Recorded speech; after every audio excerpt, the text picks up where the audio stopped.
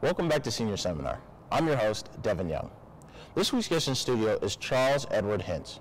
Charles is a senior from Columbus, Ohio, a brother at Tau Epsilon and a Spanish major here at the college. You know, here at Wabash, it's not hard to find some social butterflies.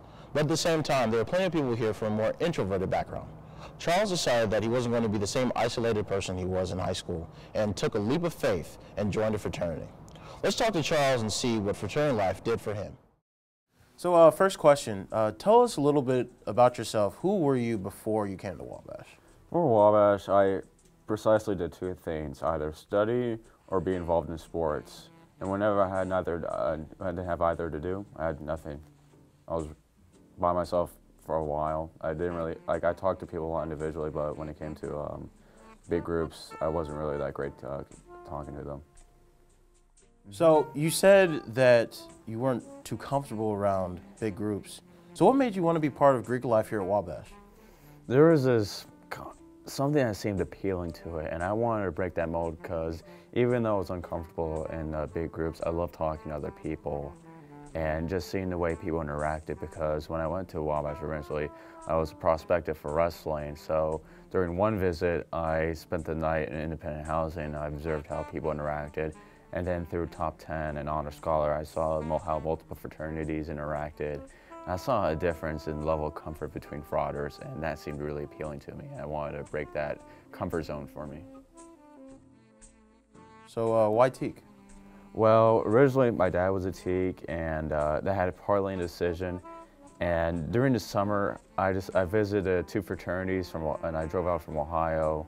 And the second fraternity I visited was teak, and had a fantastic time, really connected to them, and they gave me a bid.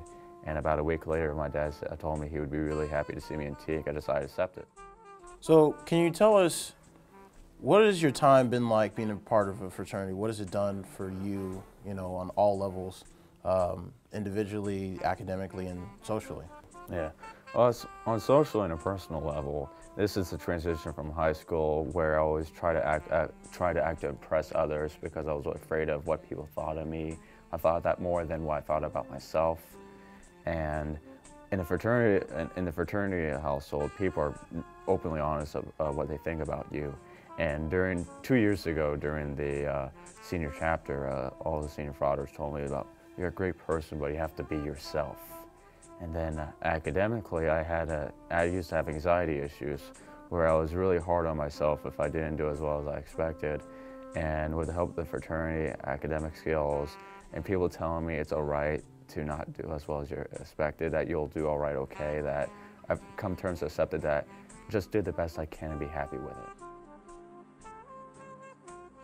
So one last question. What will you take away from your time here at Wabash? What has Wabash done for you? Well, if I were to look at myself from 4 years ago, I would not recognize him. I've changed tremendously from going to the fraternity to then transitioning what I've learned from Wabash studying abroad. That Wabash is more than just a place to get an education and a degree. It's a place where you discover yourself. And probably a great way to say it is you become yourself, the person who you truly want to be. Through the camaraderie of fraternity life, Charles has learned that he can be accepted and appreciated by his peers by just being himself. Thank you, and join us next week for Senior Seminar.